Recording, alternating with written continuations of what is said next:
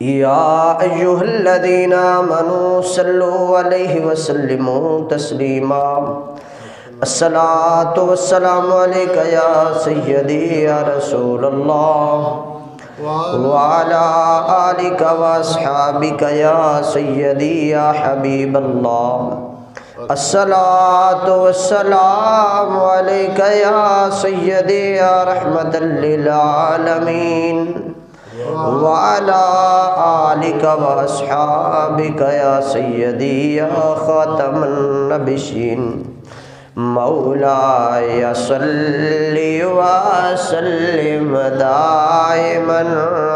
ابدا على حبيبك خير الخلق كلهم مولاي صل وسلم دائما ابدا على حبيبك خير الخلق كلهم محمد سيد الكونين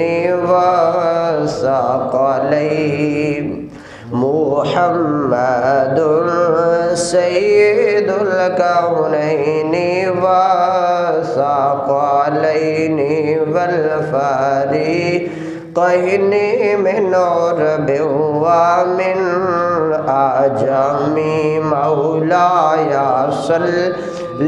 وسلم دائما ابدا على حبيبك خير الخلق كلهم۔ اللہ تبارک و تعالیٰ کی حمد و ثنا کے بعد نبی کریم رؤوف الرحیم احمد مجتبیٰ حضرت محمد مصطفیٰ صلی اللہ علیہ وآلہ وصحبہ وسلم کی ذات اقدس پر درود و سلام کا نذرانہ پیش کرنے کے بعد اللہ وحدہ لا شریک کی ذات بابرکات کا بے پناہ شکر و احسان ہے، اس کا کرم ہے، اس کا فضل ہے، اس کی توفیق ہے کہ اس نے ہمیں آج ایک مرتبہ پھر جمعۃ المبارک کی ان عظیم بابرکت اور رحمتوں والی فضیلت والی گھڑیوں کے اندر اپنے اس عظیم گھر خانہ خدا مسجد میں جمع ہونے کا موقع نصیب فرمایا ہے۔ دعا ہے اللہ رب العزت ہمارا آج یہاں پر آنا، بیٹھنا، ذکر و اذکار کا کرنا اور سننا اور انشاءاللہ نماز جمعۃ المبارک کا ادا کرنا، اس سب کو اپنی عظیم المرتبت بارگاہ میں قبول فرمائے، اور اللہ رب العزت قبول فرما کے اس ذکر خیر کو، آج کے اس نماز جمعۃ المبارک کو ہم سب کے لیے قیامت والے دن ذریعہ نجات بنائے، اور ہمیں اس ذکر کو سن کر سنا کر عمل پیرا ہونے کی بھی توفیق عطا فرمائے، آمین یا رب العالمین۔ جمعۃ المبارک خاص دن ہے، تو اس لیے اللہ رب العزت نے قرآن پاک کے اندر ارشاد فرمایا ہے کہ جب جمعہ کی اذان ہو جائے تو اسی وقت اپنے جو کاروبار ہے اس کو بند کر کے مسجد کی طرف دوڑ پڑو۔ یعنی جب بھی اذان جمعہ ہو جائے تو حکم یہ ہے، شریعت یہ ہے، اللہ تبارک و تعالیٰ کا فرمان یہ ہے، حضور کی شریعت یہ ہے کہ اسی وقت اپنے کاروبار بند کر دو، اور جمعہ کی اذان جب ہو جائے تو اسی وقت کاروبار بند کر کے مسجد کی طرف دوڑو، یعنی جلدی کرو، اور فرمایا کہ اس میں تمہاری بہتری ہے، یہ تمہارے لیے بہتر ہے۔ اس لیے اللہ پاک ہماری بہتری ہم سے زیادہ جانتا ہے، تو اس میں ہماری بہتری ہے کہ جب جمعۃ المبارک کا دن 7 دن کے بعد آئے تو جمعۃ المبارک پہ ہمیں اپنے کاروبار کچھ دیر کے لیے 1 گھنٹہ 1.5 گھنٹہ جب جمعۃ المبارک کا دن ہوتا ہے، نماز ہوتی ہے، تو اس دوران بند کرنے میں اللہ پاک نے فرمایا کہ تمہاری بہتری ہے۔ تو اس میں بھی ہماری بہتری ہے، کیونکہ ہم سوچتے ہیں کہ دکان کھلی رہے گی، ہمارا کاروبار کھلا رہے گا تو گاہک آئے گا تو پھر ہمیں زیادہ نفع ہوگا، فائدہ ہوگا۔ نہیں، ہو سکتا ہے اللہ تبارک و تعالیٰ نے اس میں خیر رکھی ہے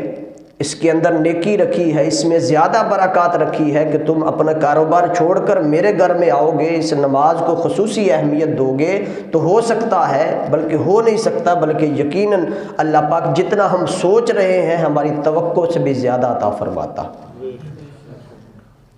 تو بلا تاخیر اپنے موضوع کی طرف آتا ہوں۔ چونکہ پچھلے جمعۃ المبارک پہ بھی ہم نے حضور کے یار غار و میزار اور خلیفہ راشد، خلیفہ اول، صدیق اول، عاشق اول حضرت سیدنا عبداللہ بن عثمان ابو بکر صدیق رضی اللہ تعالیٰ عنہ آپ کے ذکر خیر کے حوالے سے گفتگو کی تھی، آپ کی سیرت پر تھوڑی سی گفتگو کی تھی۔ تو آج بھی ہم سیدنا صدیق اکبر رضی اللہ تعالیٰ عنہ کے مقام کے حوالے سے اور آپ کی اولیت کے حوالے سے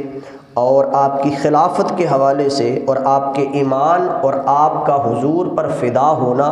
اس پر ہم آج گفتگو کریں گے اور بڑی ایمان افروز گفتگو ہوگی، انشاءاللہ آپ کو مزہ آئے گا۔ تو بلا تاخیر شروع کرتے ہیں کہ ابو بکر لفظ سے، کہ حضرت ابو بکر صدیق رضی اللہ تعالیٰ عنہ کی کنیت ہے ابو بکر،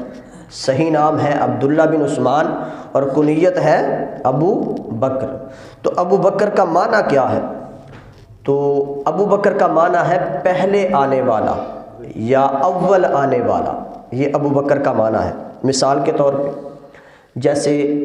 ابو ہریرہ ہے تو اس کا مراد ہم کئی مرتبہ یہ لے دیتے ہیں کہ ابو کہا تو اس سے مراد باپ ہو گیا، نہیں، عربی کے اندر ایسا نہیں ہے۔ اس کی جو لغت ہے اس کے اندر یہ کہتے ہیں کہ جیسے ابو ہریرہ ہے نا، تو اس کا معنی کئی لوگ کرتے ہیں کہ بلیوں کا باپ، نہیں، بلیوں والا۔ ابو ہریرہ کا معنی کیا ہے؟ بلیوں والا۔ جیسے مولا علی المرتضیٰ کی کنیت ہے ابو تراب، تو تراب مٹی کو کہتے ہیں، تو مٹی کا باپ نہیں بلکہ کیا ہوگا؟ مٹی والا، مٹی والا، اس کا معنی یہ ہے۔ اور مولا علی المرتضیٰ علیہ السلام رضی اللہ تعالیٰ عنہ بڑے خوش ہوتے تھے، آپ فرمایا کرتے تھے کہ اگر کوئی مجھے ابو تراب کہے تو مجھے بہت خوشی ہوتی ہے، یہ کنیت مجھے بہت پسند ہے، چونکہ یہ کنیت حضور علیہ السلام نے مولا علی المرتضیٰ کو عطا فرمائی تھی۔ آپ لیٹے ہوئے تھے مٹی پر، تو حضور علیہ السلام آئے، آپ نے اٹھایا اور مٹی جاڑی آپ کے جسم مبارک سے۔ اس وقت غالباً آپ سیدہ کائنات سے کوئی ناراضگی ہوئی تھی، تو اس وقت آپ نے فرمایا تھا کہ ابو تراب اٹھو، تو فرمایا کہ جب بھی کوئی مجھے کنیت میں ابو تراب کہتا ہے تو مجھے بہت خوشی ہوتی ہے۔ تو ابو تراب کا معنی کیا ہوا؟ مٹی والا۔ اسی طرح ابو بکر کا جو معنی ہے وہ ہے اول آنے والا یا پہلے آنے والا، اور ایک معنی اس کا بکر کا اونٹوں والا بھی ہے، ابو بکر اونٹوں والا۔ اور اہل علم بیان کرتے ہیں کیونکہ آپ کے پاس بہت سارا مال تھا اور آپ کو اونٹ نکرے میں مہارت تھی اور بہت سارے اونٹ تھے آپ کے پاس، اسی لیے بھی آپ کو ابو بکر کہتے ہیں، یہ بھی ایک معنی ہے۔ اور ایک اور بڑا منفرد اور بڑا لطیف معنی ہے، قرآن پاک کے اندر بھی لفظ بکرا کا لفظ موجود ہے۔ اللہ پاک نے فرمایا وَسَبِّحُوهُ بُكْرَةً وَأَصِيلًا، وَسَبِّحُوهُ، اور اللہ کی تسبیح بیان کرو، اس کا ذکر کرو، اس کی تسبیح بیان کرو، اس کا ذکر کرو۔ سَبِّحُوهُ بُكْرَةً وَأَصِيلًا، صبح بھی اور شام کے وقت بھی، یعنی صبح و شام اللہ کا ذکر کرو۔ اور یہاں پر سَبِّحُوهُ کے بعد بکرا کا لفظ آیا ہے، اس سے مراد ہے صبح، کیا ہے؟ صبح، اور اصیلہ کا معنی شام ہے۔ تو چونکہ بکرا کا لفظ صبح کے لیے استعمال ہوا ہے تو صبح پہلے آتی ہے، شام بعد کے اندر آتی ہے، رات بعد کو آتی ہے، صبح پہلے آتی ہے۔ تو اس لیے بھی حضرت ابو بکر کا نام ابو بکر اس لیے ہے کہ آپ پہلے آئے، آپ پہلے اسلام کے اندر تشریف لائے، اور آپ کی خلافت بھی، خلافت راشدہ بھی پہلی ہے، اسی لیے آپ کا نام ہے ابو بکر، پہلے آنے والا، جو اول آنے والا ہے۔ تو اس لیے ابو بکر کا معنی ہوا پہلے آنے والا۔ اس کے بعد سیدنا صدیق اکبر رضی اللہ تعالیٰ عنہ کے حوالے سے، آپ کی خلافت کے حوالے سے اور آپ کے پہلے اسلام لانے کے حوالے سے میں نے پچھلے جمعہ پہ بھی تھوڑی سی بات کی تھی۔ اب صحیح مسلم کی حدیث پاک پیش کر رہا ہوں جس میں اللہ تبارک و تعالیٰ کا حکم کیا ہے۔ حضرت سیدنا صدیق اکبر کے حوالے سے صحیح مسلم کے اندر حدیث ہے 2387 نمبر حدیث پاک، اور حضرت عروہ رضی اللہ تعالیٰ عنہ حضرت اما عائشہ صدیقہ رضی اللہ تعالیٰ عنہ سے روایت کرتے ہیں کہ حضرت عائشہ فرماتی ہیں رضی اللہ تعالیٰ عنہ کہ نبی کریم علیہ الصلوۃ والسلام جب اپنے آخری ایام کے اندر تھے، یعنی دنیا سے ظاہری وصال کا وقت تھا، قریب تھا، جب آخری وقت میں تھے، آخری ایام کے اندر تھے، تو انہوں نے مجھ سے فرمایا اے عائشہ جاؤ اپنے والد ابو بکر اور اپنے بھائی عبد الرحمن کو میرے پاس بلا کر لاؤ۔ یہاں پر بڑی چیزیں واضح ہو جاتی ہیں کہ نبی کریم علیہ الصلوۃ والسلام نے کیوں بلایا حضرت ابو بکر اور حضرت عبد الرحمن بن ابی بکر کو، یعنی اما عائشہ کے والد اور بھائی کو کیوں بلایا۔ یہاں پر حضور علیہ الصلوۃ والسلام نے اس کی وضاحت فرما دی، فرمایا کہ حتیٰ اکتب کتابا، حتیٰ اکتب کتابا، تاکہ میں کچھ لکھ کے دے دوں، کچھ لکھ کے دے دوں۔ کس بارے میں، کس حوالے سے، یہ بھی وضاحت فرما دی۔ فرمایا مجھے ڈر ہے کہ کوئی خواہش کرنے والا خواہش نہ کر دے، یا کوئی کہنے والا، بولنے والا کوئی قول نہ لے کر آ جائے۔ کس بات کا قول؟ کہ انا اولا، انا اولا، کہ میں حقدار ہوں خلافت کا، کہ میں حقدار ہوں، پہلے میں ہوں، پہلے خلافت مجھے ملنی چاہیے۔ انا اولا، کہ کوئی قول نہ لے کر آ جائے، کوئی دعویٰ نہ کر دے کہ پہلے حق خلافت میرا ہے۔ تو فرمایا کہ اپنے والد اور اپنے بھائی کو بلا کر لاؤ میرے پاس، کہ اس سے پہلے کوئی دعویٰ کر دے یا کوئی کہنے لگ جائے کہ یہ میرا حق ہے۔ تو فرمایا کہ پھر میں نے سوچا، تو میں نے غور کیا کہ یہ مناسب نہیں ہے۔ نبی کریم صلی اللہ علیہ وسلم فرماتے ہیں، یہ حدیث مبارکہ عائشہ فرما رہی کہ پھر میں نے سوچا اور غور کیا کہ میں نے پھر مناسب نہ سمجھا۔ انہوں نے کہا کیوں؟ کہ اللہ اور ایمان والے جب چاہتے ہی کسی اور کو نہیں ہے، ابو بکر کے علاوہ جب اللہ اور ایمان والے یعنی صحابہ کرام کسی اور کو چاہتے ہی نہیں ہے ابو بکر کے علاوہ، تو پھر لکھنا کیوں ہے؟ تو فرمایا کہ پھر میں کیوں لکھ کے دوں؟ حضور علیہ الصلوۃ والسلام فرما رہے ہیں، یعنی حضور علیہ الصلوۃ والسلام کے سامنے تھا سب کچھ، اور آپ یہ بیان فرما رہے ہیں کہ پہلے میں نے سوچا، غور کیا کہ لکھ کے دے دوں کہ میرے بعد اگر خلیفہ ہوگا تو ابو بکر صدیق ہوگا رضی اللہ تعالیٰ عنہ۔ لیکن فرمایا کہ میں اس لیے نہیں لکھا، میں نے غور کیا، سوچا، اور اس کے بعد میں نے اپنا ارادہ مؤخر کر دیا کہ جب صحابہ ہی کسی اور کو نہیں چاہتے، ایمان والے کسی اور کو نہیں چاہتے، اور سب سے بڑھ کر میرا مولا بھی یہ نہیں چاہتا، تو میں کسی اور کو کیوں لکھ کے دوں؟ تو پھر لکھنا مناسب نہیں ہے یا نہیں سمجھا۔ تو اس سے پتہ چلا کہ خدا بھی یہی چاہتا ہے، خدا بھی یہی چاہتا ہے کہ صدیق ہی اول رہے، صدیق ہی اول رہے اور خلیفہ اول رہے، یعنی رب نے یہ چاہا ہے کہ صدیق اول رہے۔ اور اب جو کوئی اعتراض کرے اس بات پہ کہ صدیق ہی خلیفہ اول کیوں ہے، تو اس کا جھگڑا ہم سے نہیں ہے، اس کا جھگڑا ہم سے نہیں ہے، تو پھر کس سے ہے؟ خدا سے ہے۔ کہ نبی کریم علیہ السلام نے تو فرما دیا کہ ایمان والے بھی نہیں چاہتے، چلے آپ ایمان والوں کی، صحابہ کرام کی بات نہ مانیں، تو حضور کا یہ فتویٰ ہے کہ اللہ بھی یہی چاہتا ہے کہ صدیق ہی اول ہو، صدیق ہی خلیفہ بنے۔ تو جب نبی کریم علیہ السلام نے یہ فتویٰ دے دیا کہ خدا بھی یہی چاہتا ہے کہ صدیق کو خلافت ملے اور صدیق ہی خلیفہ اول ہو، تو پھر لڑائی ہم سے نہیں رہ جاتی، بلکہ جو چاہتا ہے کہ خلیفہ اول صدیق ہو، لڑائی اس سے ہے۔ وہ کون ہے؟ وہ کون ہے؟ وہ خدا ہے۔ تو اب جو کوئی اعتراض کرے تو وہ ہم پہ نہ کرے، علماء کرام پہ نہ کرے، کسی اہل سنت پہ نہ کرے، بلکہ وہ خدا پہ اعتراض کرے کہ مولا تو کیوں چاہتا ہے کہ ابو بکر اول ہو؟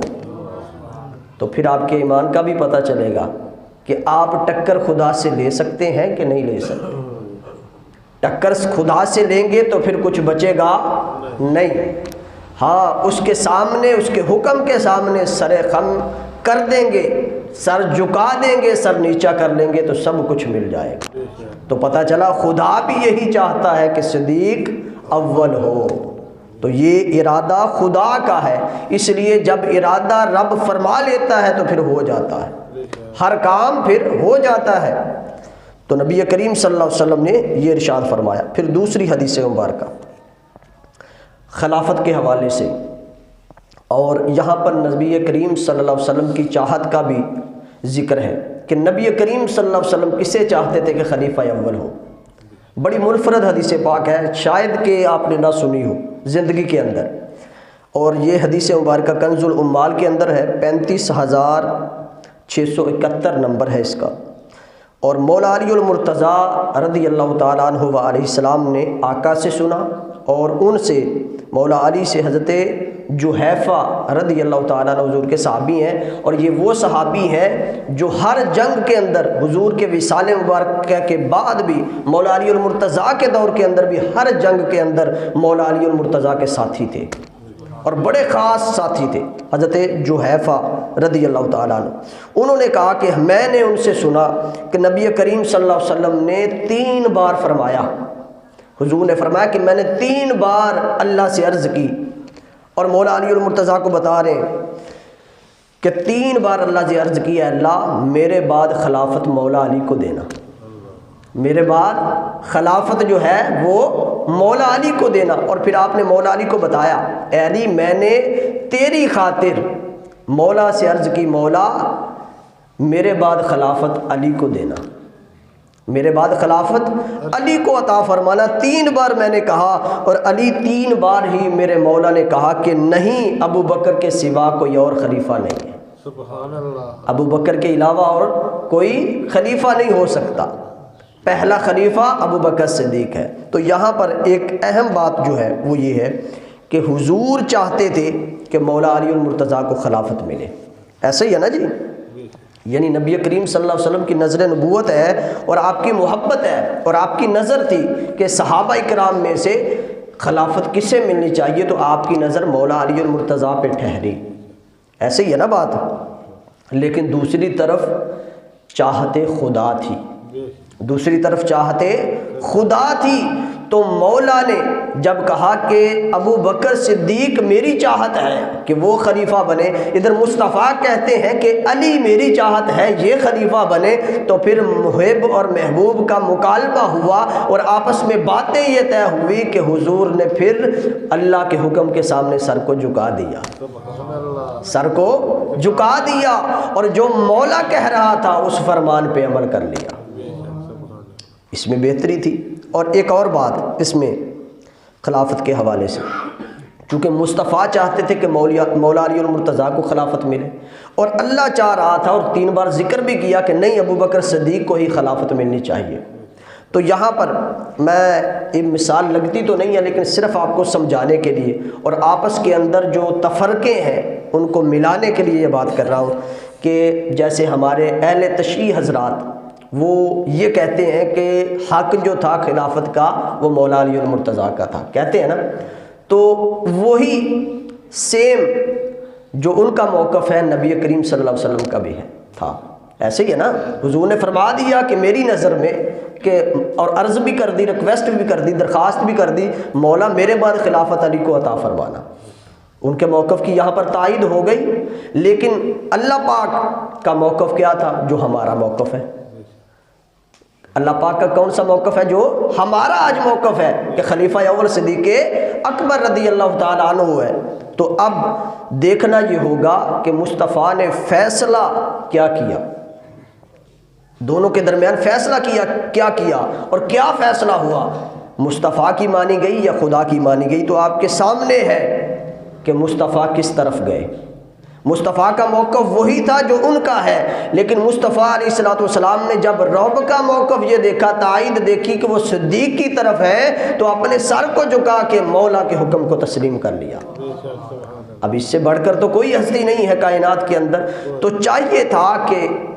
پھر جب مصطفیٰ نے سر جھکا کے اس آرڈر کو تسلیم کر لیا ہے، تو پھر سبھی مسلمان جو کلمہ گو ہیں، کلمہ پڑھنے کا دعویٰ کر رہے ہیں اور کلمہ حضور کا پڑھتے ہیں، انہیں یہ یقین کر لینا چاہیے کہ حضور نے صدیق اول کی خلافت پر مہر تصدیق ثبت کر دی ہے۔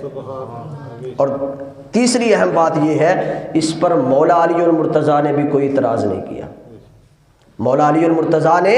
کوئی اعتراض نہیں کیا اور ایک لفظ بھی نہیں بولا کہ جو حکم خدا اور مصطفیٰ کا ہے وہی علی المرتضیٰ کو قبول ہے۔ تو پتہ چلا کہ جھگڑے ختم ہو جاتے ہیں، جھگڑے ختم ہو جاتے ہیں اگر ہم بڑوں کی مان کر چلتے ہیں، اگر بڑوں کی مان کر چلیں تو پھر جھگڑے ختم ہو جاتے ہیں۔ اور یہاں تک کہ سیدہ کائنات بھی راضی ہو گئی تھی، کسی بات پہ ناراضگی تھی کہ ہمیں اس حصے میں خلافت، جب خلیفہ اول کو چننا تھا تو اہل بیت کو اس میں شامل نہیں کیا گیا، اس مشورے کے اندر ناراض تھیں، لیکن آخری وقت کے اندر حضرت ابوبکر صدیق آپ کے دروازے پر آئے، خلیفہ اول، خلیفہ وقت ہو کر سیدہ کائنات کے دروازے پہ دروازہ کھٹکھٹایا، مولا علی المرتضیٰ باہر تشریف لائے اور آپ نے فرمایا کہ میں سیدہ کائنات کی بیمار پرسی کرنا چاہتا ہوں، عیادت کرنا چاہتا ہوں، اجازت ہے؟ تو آپ نے اجازت عطا فرمائی اور ابوبکر صدیق اندر آئے اور الفاظ پتہ کیا تھے؟ سیدہ کائنات، ہم نے وہ سب کچھ اللہ کے لیے چھوڑا، وہ جو اپنا گھر بار سارا کچھ وطن دیش چھوڑ کے آئے ہیں اللہ کی خاطر چھوڑا اور رسول کی خاطر چھوڑا، یعنی مصطفیٰ کی خاطر چھوڑا، اور خدا کی قسم اے سیدہ کائنات آپ اہل بیت کی خاطر سب کچھ چھوڑ دیا۔ یہ الفاظ سن کر سیدہ کائنات نے کہ آپ کی خاطر ہم سب کچھ چھوڑ آئے ہیں، سیدہ کائنات راضی ہو گئی تھی، ابوبکر صدیق پہ سیدہ کائنات راضی ہو گئی۔ تو میرے کہنے کا مقصد اور سبق، یہ پیغام یہ ہے کہ سیدہ کائنات، ابوبکر صدیق، مولا علی المرتضیٰ، صحابہ کرام و اہل بیت اطہار علیہ السلام، یہ آپس کے اندر محبت بھرے تھے اور انہوں نے کبھی اختلافات ہونے کے باوجود، جو علمی مغالطے تھے یا علمی اختلافات تھے، جس طرح کے بھی اختلافات تھے، کبھی کسی کو برا نہیں کہا تھا۔ یہ بات غور کرنے کی ہے، کبھی کسی کو برا نہیں کہا۔ تو جب انہوں نے کسی کو برا نہیں کہا تو ہم ان سے بہت نیچے ہیں، ہم ان سے بہت نیچے ہیں، ہم ان پہ انگلی اٹھانے کا سوچ بھی نہیں سکتے۔ اس چیز کو ہم نے ملحوظ خاطر رکھنا ہے۔ اب تیسری روایت کہ نبی کریم علیہ الصلوۃ والسلام، اور یہ کتاب امام عبد الوہاب شیرانی کی ہے، المنن علی الکبریٰ، مولا علی المرتضیٰ سے آپ کے دور خلافت کے اندر سوال ہوا، اور یہ بھی بڑا اہم سوال ہے۔ پہلے اور چوتھے کا جھگڑا آج بھی چل رہا ہے نا، اس وقت سے چل رہا ہے، اس وقت بھی یہی سوال ہوا۔ کیا سوال تھا کہ مولا علی المرتضیٰ کا دور مبارک ہے، ایک شخص کھڑا ہوا، اس نے کہا اے مولا علی المرتضیٰ یہ تو بتائیے کہ نمبر تو آپ کا تھا تو آپ پر ان کو مقدم کیوں کیا گیا، ان دو کو، یعنی حضرت ابوبکر صدیق رضی اللہ تعالیٰ عنہ اور حضرت عمر فاروق رضی اللہ تعالیٰ عنہ، آپ کی طرف اشارہ تھا، تو آپ پر ان کو مقدم کیوں فرمایا گیا، کیوں کیا گیا، اس کی وجہ کیا ہے؟ تو فرمایا کہ مجھ پر لوگوں نے ان کو مقدم نہیں کیا، ابوبکر صدیق اور حضرت عمر فاروق رضی اللہ تعالیٰ عنہ کو لوگوں نے مقدم نہیں کیا، بلکہ اللہ اور اس کے رسول نے مجھ پر ان دونوں کو مقدم رکھا ہے۔ تو مولا علی المرتضیٰ نے یہ جواب دے کر ایک دلیل بھی دی، اور دلیل کیا تھی؟ فرمایا سورہ ہود کے اندر آپ نے آیت کریمہ تلاوت فرمائی، وَلَا تَرْكَنُوا إِلَى الَّذِينَ ظَلَمُوا فَتَمَسَّكُمُ النَّارُ، جس کا ترجمہ یوں ہے کہ جن لوگوں نے ظلم کیا تو فرمایا کہ ظالموں کے قریب نہ جاؤ، ادھر میلان نہ رکھو، ان کی طرف جھکاؤ نہ رکھو، ان کے ساتھ واسطہ نہ رکھو۔ تو اس پر پھر آپ نے فرمایا کہ ادھر حضور علیہ الصلوۃ والسلام حضرت ابوبکر اور عمر کی طرف میلان رکھا، ان کی طرف جھکاؤ رکھا، اور فرمایا کہ اگر وہ دونوں ظالم ہوتے تو حضور کبھی بھی اپنا جھکاؤ ان کی طرف نہ رکھتے اور نہ ہی ان کی دو بیٹیوں سے حضور نکاح فرماتے، نہ ہی ان کی دو بیٹیوں سے نکاح فرماتے۔ تو پتہ چلا مولا علی المرتضیٰ کا بھی فتویٰ آ گیا کہ حضرت ابوبکر صدیق اور حضرت عمر فاروق نے کوئی ظلم نہیں کیا تھا۔ تو اب مولا علی المرتضیٰ کے فتوے کے بعد کسی اور فتوے کی میرا نہیں خیال کی ضرورت پڑے، مولا علی المرتضیٰ کے فتوے کے بعد کسی اور فتوے کی ضرورت پڑے۔ پانچویں حدیث مبارکہ، اور یہ بڑا ایمان افروز دو تین حدیثیں میں نے اس کے اندر جمع کی ہیں کہ نبی کریم صلی اللہ علیہ وسلم نے تو فرمایا نا، حدیث مبارکہ بھی ہے کہ بندہ مومن اس وقت تک مسلمان نہیں ہو سکتا، بندے کا ایمان اس وقت تک کامل نہیں ہو سکتا جب تک وہ اپنی جان، مال اور اولاد سے بڑھ کر مجھ سے محبت نہ کر لے، ہے نا حدیث مبارکہ۔ تو اس ضمر کے اندر ہم شان صدیق اکبر کو دیکھتے ہیں کہ ان تینوں چیزوں کے اندر صدیق اکبر کی مقام، فضیلت اور رتبہ کیا ہے۔ یعنی اس وقت تک ایمان کامل نہیں ہوتا جب تک اللہ پاک کے پیارے رسول سے ہم اپنی جان، مال اور اولاد سے بھی بڑھ کر محبت نہیں کرتے۔ تو حضرت صدیق اکبر کا ایمان اس حوالے سے کیسا تھا؟ تو سب سے پہلے جان صدیق کی بات کرتے ہیں، صدیق کی اپنی جان کی بات کرتے ہیں کہ کعبے کا صحن ہے، اور ایک روایت کے اندر ہے کہ حضور نے اعلانیہ تبلیغ فرمائی، اس پر کفار و مشرکین بیٹھے تھے، ان کا مجمع تھا، تو جب اعلان کیا تو وہ حضور علیہ الصلوۃ والسلام کو تشدد کرنے لگے، اور اس پر حضرت ابوبکر صدیق آ گئے تو انہوں نے حضور کو چھوڑ دیا، ابوبکر صدیق کو مارنا پیٹنا شروع کر دیا۔ اور ایک روایت ایسی ہے کہ اس کے اندر ہے کہ حضرت ابوبکر صدیق نے اعلانیہ تبلیغ شروع کر دی، مجمع تھا کفار و مشرکین کا، صحن کعبہ تھا، ان کا مجمع تھا، سارے بیٹھے ہوئے تھے، آپ نے اعلانیہ تبلیغ فرمائی اسلام کی، تو انہوں نے آپ کو پکڑ لیا، اتنا مارا کہ آپ کا منہ سوج گیا، یہاں تک کہ آپ کا چہرہ پہچان کے اندر نہیں آتا تھا۔ تو جب آپ کے قبیلے کے لوگ دوڑ کر آئے اور آپ کو ان سے بچایا، اور جب بچا کر گھر لے کے گئے تو بے ہوش تھے اور حالت بھی نازک تھی، اور روایت کے اندر آتا کہ شام کو ان کو ہوش آیا، اور قبیلے والے یہ سمجھ رہے تھے کہ جب ہوش آئے گا تو انہیں اس چیز سے بھی ہوش آ جائے گا کہ اب میں نے اس کے پیچھے نہیں لگنا جن کا کلمہ پڑھتا ہوں۔ قبیلے والے یہ خیال کر رہے تھے کہ ہم نے تو بچایا ہے، تو اب یہ اس طرف نہیں جائیں گے، یوں ہی وہ یہ سوچ رہے تھے۔ شام کو سیدنا صدیق اکبر کو ہوش آیا، ہوش آنے پر سارے گھر والے بیٹھے ہیں، کسی کا حال نہیں پوچھا، فرمایا میرے مصطفیٰ کیسے ہیں، یہ بتاؤ میرے صاحب کیسے ہیں، میرے مصطفیٰ کیسے ہیں؟ تو انہوں نے کہا کہ تمہیں اب ہوش آیا ہے، اتنی مار پڑی ہے، چہرہ پہچان میں نہیں آ رہا، اور تم نے ہوش آتے ہی اپنی جان کی پرواہ نہیں کی، اپنے قبیلے کے لوگوں کی، اپنے گھر والوں کی پرواہ نہیں کی، اگر پوچھا ہے تو مصطفیٰ کا پوچھو، تمہاری عقل تو ٹھیک ہے۔ انہوں نے کہا کہ جب نبی کریم علیہ الصلوۃ والسلام پہ جان فدا نہ کر دے صدیق، ایمان مکمل نہیں ہوتا۔ سبق یہ تھا، یعنی یہ روایت میں الفاظ تو نہیں ہے، لیکن ان کے کہنے کا مقصد یہ تھا کہ اے میرے بعد بھی آنے والوں، صحابہ کے بعد آنے والوں، تابعین کے بعد آنے والوں، تبع تابعین کے بعد آنے والوں، اے حضور کی امت والوں، صدیق کا عقیدہ یہ ہے کہ جب تک یہ جان حضور پہ قربان نہ ہو جائے میں اپنے آپ کو سچا عاشق رسول سمجھتا ہی نہیں۔ تو یہ صدیق کی جان کے حوالے سے تھا۔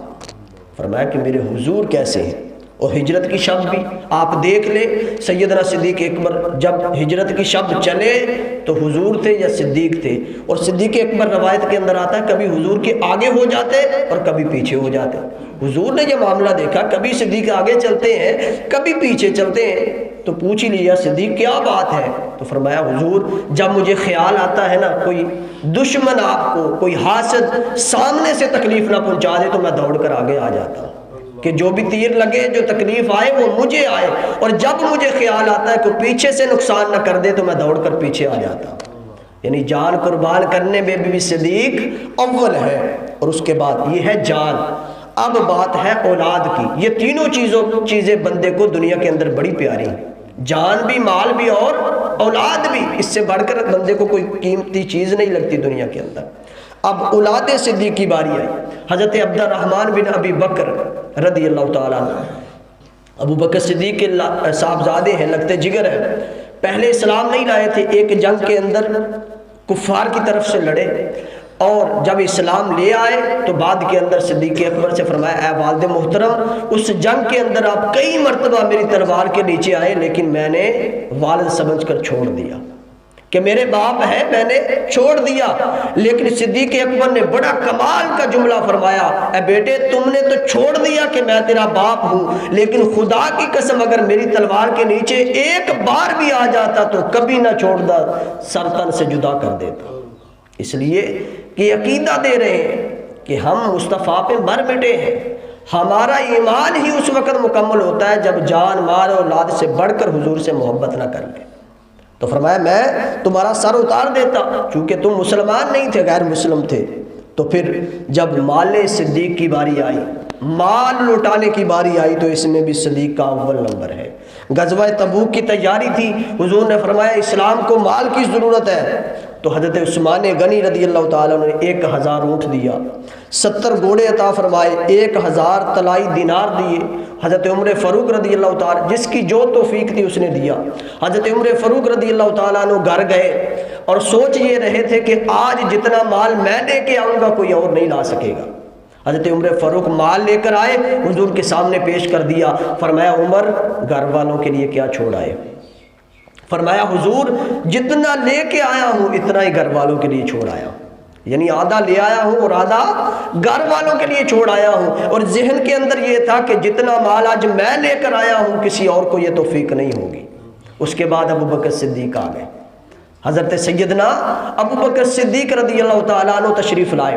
وہ آئے تو جب مال حاضر کیا، حضور نے پوچھا صدیق گھر والوں کے لیے کیا چھوڑ آئے ہو؟ یہ نہیں پوچھا کہ لے کر کیا آئے ہو، جتنی مرتبہ بھی پوچھا، فرمایا گھر والوں کے لیے کیا چھوڑ آئے ہو؟ تو صدیق اکبر رضی اللہ تعالیٰ عنہ کا جملہ کمال سے بھی کمال تر ہے۔ آپ نے فرمایا اے پیارے مصطفیٰ گھر والوں کے لیے اللہ اور اس کا رسول چھوڑ آیا ہوں، گھر والوں کے لیے اللہ اور اس کا رسول چھوڑ آیا ہوں۔ تو اس پر سیدنا صدیق اکبر رضی اللہ تعالیٰ عنہ مصطفیٰ پہ فدا ہونے میں بھی اول، اولاد کو قربان کرنے میں بھی اول، یعنی حضور سے محبت اور عشق اتنا ہے کہ اولاد کی بھی پرواہ نہیں کی، اور مال لٹانے میں بھی صدیق اکبر اول ہے۔ اور عقیدہ کیا دیا؟ بڑی منفرد اور بڑی پیاری بات حضرت صدیق اکبر نے اس حدیث مبارکہ میں کی۔ جب حضور نے پوچھا کہ گھر والوں کے لیے کیا چھوڑ آئے، فرمایا اللہ اور اس کا رسول چھوڑ آیا۔ بڑا پیارا اور عقیدے کو مضبوط کرنے والا جملہ۔ اور میں آپ سے سوال کرتا ہوں، اللہ تو ہر جگہ ہے، اللہ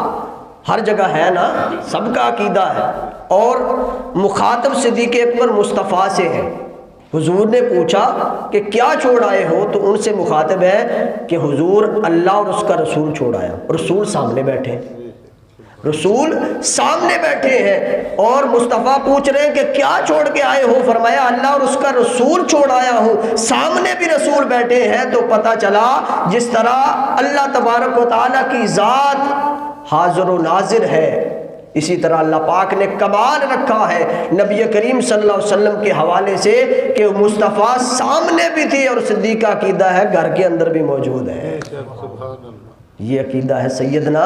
صدیق اکبر رضی اللہ تعالیٰ عنہ، اور یہ محبت ہے۔ اور اس کی ایک بڑی دلیل یہ ہے کہ نبی کریم صلی اللہ علیہ وسلم ایک وقت کے اندر بیک وقت کتنی قبروں کے اندر چلے جاتے ہیں، اور ان کے حوالے سے سوال ہوتا ہے۔ یہ بخاری مسلم کی حدیث پاک ہے، ایک دلیل یہ بھی ہے۔ اور اس کے بعد چونکہ سیدنا صدیق اکبر رضی اللہ تعالیٰ عنہ یار غار بھی ہیں، تو غار کے حوالے سے بھی ایک بات ہم کر لیتے ہیں۔ محب طبری نے بھی اس کو بیان کیا ہے، اور امام ابن جوزی نے بھی۔ حضرت انس بن مالک اس کے راوی ہیں کہ جس رات حضور صلی اللہ علیہ وسلم اور حضرت ابو بکر صدیق غار پر پہنچے، تو غار ثور پر پہنچے، تو حضرت ابو بکر صدیق رضی اللہ تعالیٰ عنہ نے حضور سے فرمایا کہ آپ رک جائیں، غار کے اندر میں جاؤں گا، اور اگر کوئی موذی جانور ہوگا تو اگر کوئی تکلیف پہنچانا چاہے تو وہ تکلیف مجھے ہو، آپ کو کوئی گزند نہ پہنچے۔ تو حضور نے اجازت فرمائی کہ ٹھیک ہے تم اتر جاؤ، داخل ہو جاؤ۔ تو حضرت سیدنا صدیق اکبر نے سوراخ بند کرنا شروع کیے، کوئی چیز نہیں تھی، تو آپ نے اپنے کپڑے ہی پھاڑ کر سوراخوں کے اندر ڈالنا شروع کر دیا، اور سوراخوں کو بند کرنا شروع کر دیا، یہاں تک کہ ایک سوراخ بچ گیا۔ تو وہاں پر آپ نے ایڑی رکھ کر نبی کریم صلی اللہ علیہ وسلم کو فرمایا حضور آ جائیے، جگہ کلیئر ہے، جگہ کلیئر ہے۔ تو آپ نے ایڑی رکھی اور فرمایا کہ حضور تشریف لائیے۔ اور جب صبح ہوئی تو نبی کریم صلی اللہ علیہ وسلم نے جب آنکھ کھلی تو فرمایا صدیق تمہارا لباس کہاں ہے، تمہارا لباس کہاں ہے؟ تو سیدنا صدیق اکبر نے فرمایا حضور وہ تو میں نے سوراخوں کو بند کرنے میں لگا دیا، سوراخوں کو بند کرنے کے اندر لگا دیا۔ تو نبی کریم صلی اللہ علیہ وسلم نے اسی وقت ہاتھ اٹھا دیے، اسی وقت ہاتھ اٹھائے اور دعا کی ہے میرے اللہ ابو بکر کو قیامت کے دن میرے درجے کے اندر میرے ساتھ رکھنا، ابو بکر کو قیامت کے دن میرے ساتھ جس درجے کے اندر میں ہوں گا، انبیاء کرام ہوں گے، اسی درجے میں ابو بکر صدیق بھی ہوگا۔ یہ دعا فرمائی حضرت ابو بکر صدیق کے لیے۔ تو کیسی شان ہے جہاں پر انبیاء کرام کا درجہ ہوگا، جہاں پر انبیاء کرام کا سٹیج لگا ہوگا، جو جگہ مختص ہوگی انبیاء کرام کے لیے، اس جگہ میں حضور کے عظیم صحابی ابو بکر صدیق بھی شامل ہوں گے۔ غیر نبی ہے، نبی نہیں ہے، لیکن مقام یہ ہے کہ درجہ وہی ہے جو انبیاء کا درجہ ہے، یہ مقام ہے۔ اور اس کے بعد جو میں نے آیت کریمہ تلاوت کی اس کا کچھ حصہ، اذ یقول لصاحبہ لا تحزن ان اللہ معنا، یہ اس وقت آیت کریمہ اتری نازل ہوئی جب حضور علیہ السلام کے ساتھی، یعنی اس کا ترجمہ یہ ہے کہ جب وہ اپنے ساتھی یعنی صحابی سے فرما رہے تھے کہ غم زدہ نہ ہو، غم نہ کر، ان اللہ معنا، بے شک اللہ ہمارے ساتھ ہے۔ جب صدیق اکبر نے کہا حضور دشمن سر پر پہنچ گیا ہے، غار سے ان کے پاؤں نظر آ رہے تھے دشمنوں کے کہ وہ غار کے دہانے پر پہنچ چکے ہیں، سیدنا صدیق اکبر نے فرمایا حضور اب تو کوئی چارہ نہیں ہے، دشمن سر پہ آ گیا۔ تو فرمایا اذ یقول لصاحبہ لا تحزن ان اللہ معنا، اے میرے صدیق، اے میرے ساتھی، اے میرے صحابی، غم نہ کر، ان اللہ معنا، اللہ میرے ساتھ نہیں ہے بلکہ ہمارے ساتھ اللہ ہے، ہم دونوں کے ساتھ اللہ ہے۔ تو سیدنا صدیق اکبر، اس حدیث مبارکہ سے یہ بھی واضح ہوا کہ سیدنا صدیق اکبر کے لیے لفظ استعمال ہوا قرآن پاک کے اندر لصاحبہ، صحابی کا لفظ استعمال ہوا، اور یہ واحد شخصیت اور واحد صحابی رسول ہے جن کی گواہی قرآن دے رہا ہے۔ 1,00,000 سے اوپر نبی کریم صلی اللہ علیہ وسلم کے صحابی ہیں، لیکن کسی اور صحابی کے لیے صحابیت کی گواہی قرآن نے نہیں دی، اللہ نے نہیں دی، بس ایک صحابی ہے جنہیں صدیق کہتے ہیں، جنہیں ابو بکر صدیق کہتے ہیں، ان کی گواہی اللہ پاک نے دی کہ یہ صحابی رسول ہے۔ تو میرے شیخ فرماتے ہیں کہ اگر کسی نے قرآن کا انکار کر دیا، اگر کوئی قرآن کا انکار کرے، وہ صدیق اکبر کی صحابیت کا انکار کرتا ہے تو وہ کافر ہے، کیونکہ یہ قرآن سے مبین دلیل مل گئی کہ ابو بکر صدیق کی صحابیت کا انکار کرنے والا کافر ہو جاتا ہے، قرآن پاک کا انکار کرنے والا کافر ہو جاتا ہے۔ اور ترمذی شریف کے اندر ایک اور حدیث پاک ہے، اور یہ صحیح حدیث پاک ہے، مستدرک الحاکم کے اندر بھی ہے۔ عبداللہ بن عمر روایت کرتے ہیں کہ ایک دن نبی کریم صلی اللہ علیہ وسلم اپنے گھر سے باہر تشریف لائے اور مسجد کے اندر داخل ہوئے، آپ کے ساتھ ابو بکر صدیق اور عمر فاروق رضی اللہ تعالیٰ عنہ تھے۔ فرمایا کہ آپ کے ہمراہ تھے، آپ نے دونوں کے ہاتھ پکڑے ہوئے تھے، یعنی دائیں اور بائیں دونوں طرف دونوں شخصیات تھی، ابو بکر صدیق رضی اللہ تعالیٰ عنہ بھی اور حضرت عمر فاروق رضی اللہ تعالیٰ عنہ بھی، اور فرمایا کہ اے میرے صحابہ، اے دیکھنے والوں، جس طرح میں نے یہ دونوں ہاتھ پکڑے ہوئے تمہارے سامنے کھڑا ہوں، قیامت کے دن بھی ہم اسی طرح اکٹھے ہوں گے، قیامت کے دن اسی طرح دائیں بائیں ابو بکر صدیق اور عمر فاروق کے دونوں ہاتھ میں نے پکڑے ہوں گے اور دنیا کے سامنے ہم آئیں گے۔ تو کیسا منظر ہوگا؟ جو لوگ آج ان ہستیوں پہ زبان دراز کرتے ہیں، انہیں یہ دیکھ لینا چاہیے کہ یہ صرف دنیا کا معاملہ نہیں ہے، آخرت میں بھی یہ ہستیاں نبی کو بڑی محبوب ہیں، آخرت کے اندر بھی یہ ہستیاں نبی کو بڑی محبوب ہیں، وہ دنیا میں بھی ہاتھ نہیں چھوڑتے اور آخرت کے اندر بھی ہاتھ نہیں چھوڑتے جو ان کے محبوب ہوتے ہیں۔ یہ بات بڑی پیاری ہے اگر آپ غور کریں تو، کہ جو ان کے محبوب ہو جائے ان کا ہاتھ نہ دنیا کے اندر چھوڑتے ہیں نہ آخرت کے اندر چھوڑتے ہیں، اس لیے محبوب بنے۔ محبوب کب بنیں گے؟ جن سے وہ محبت کرتے ہیں ہم بھی کر لیں۔ ابو بکر صدیق اور عمر فاروق رضی اللہ تعالیٰ عنہ سے وہ محبت کرتے ہیں تو ہاتھ پکڑے ہوئے ہیں، تو جب وہ محبت کرتے ہیں آپ نے بھی ان کے محبوب ہونا ہے تو ان دونوں سے محبت کر لیں، وہ ہاتھ نہ دنیا کے اندر چھوڑیں گے نہ آخرت کے اندر چھوڑیں گے۔ تو یہ نبی کریم صلی اللہ علیہ وسلم کی محبت ہے۔ اور ایک روایت اور آخری روایت ہے ابو داؤد کے اندر اور مستدرک الحاکم کے اندر، بڑی ایمان افروز حدیث پاک، آخری حدیث پاک ہے، اس کے بعد ہم ختم کرتے ہیں کہ نبی کریم صلی اللہ علیہ وسلم نے فرمایا، حضرت ابو ہریرہ رضی اللہ تعالیٰ عنہ راوی ہیں اس روایت کے، کہ نبی کریم صلی اللہ علیہ وسلم نے ارشاد فرمایا کہ جبرائیل نے میرا ہاتھ پکڑا اور مجھے جنت کا وہ دروازہ دکھایا جس سے میری امت جنت کے اندر داخل ہوگی۔ نبی کریم صلی اللہ علیہ وسلم نے جنت کا وہ دروازہ دیکھ لیا جس دروازے سے فرمایا میری امت جنت کے اندر داخل ہوگی، تو ابو بکر صدیق بھی ساتھ کھڑے تھے۔ فرمایا اے نبی کریم صلی اللہ علیہ وسلم مجھے یہ بات پسند ہے کہ جب آپ وہ دروازہ دیکھ رہے تھے کاش میں بھی آپ کے ساتھ ہوتا۔ حضرت ابو بکر صدیق رضی اللہ تعالیٰ عنہ نے خواہش اظہار کی کہ حضور کاش جب آپ دروازہ دیکھنے گئے یا دیکھ رہے تھے تو میں بھی ساتھ ہوتا، میں بھی وہ دروازہ دیکھ لیتا۔ تو نبی کریم صلی اللہ علیہ وسلم نے فرمایا یقیناً، اس میں کوئی شک نہیں، فرمایا یقیناً تم میری امت میں وہ پہلے شخص ہو جو وہ دروازہ جنت کا تم دیکھو گے، اور فرمایا کہ اسی جنت کے دروازے سے تم داخل ہوگے۔ صرف دیکھنا ہی نہیں، فرمایا کہ میری امت سے پہلے شخص ہو جو اس دروازے سے جنت کے اندر داخل ہوں گے۔ تو پتہ چلا نبی کریم صلی اللہ علیہ وسلم کے بعد اور اہل بیت طہار علیہ السلام کے بعد جو پہلی شخصیت اس دروازے سے جنت کے اندر داخل ہوگی وہ حضرت ابو بکر صدیق رضی اللہ تعالیٰ عنہ کی ہستی ہے۔ اور ایک روایت میں یہ بھی ہے کہ بڑی طویل روایت ہے، اس کے اندر حضور فرما رہے ہیں کہ جو روزے رکھتے ہیں باب الریان سے داخل ہوں گے، جو نماز پڑھتے ہیں اس دروازے سے جنت کے داخل ہوں گے، جو زکوٰۃ ادا کرتے ہیں وہ اس دروازے سے داخل ہوں گے۔ تو پھر ابو بکر صدیق رضی اللہ تعالیٰ عنہ نے پوچھا یا رسول اللہ میں کس دروازے سے داخل ہوں گا؟ تو نبی کریم صلی اللہ علیہ وسلم نے فرمایا کہ جتنے دروازوں کا میں نے ذکر کیا ہے نا، اللہ تبارک و تعالیٰ تمام دروازوں سے صدیق اکبر کو پکارے گا۔ یہ شان ہے سیدنا صدیق اکبر رضی اللہ تعالیٰ عنہ کی، اس لیے کہ ان کو یہ مقام، یہ رتبہ، یہ فضیلت ایسے نہیں ملی، انہوں نے حضور سے وفا کی ہے۔ سیدنا صدیق اکبر رضی اللہ تعالیٰ عنہ نے حضور سے وفا کی ہے، اور کوئی لمحہ ایسا نہیں گزرنے دیا جس کے اندر ان کے فرامین کی نافرمانی کی ہو۔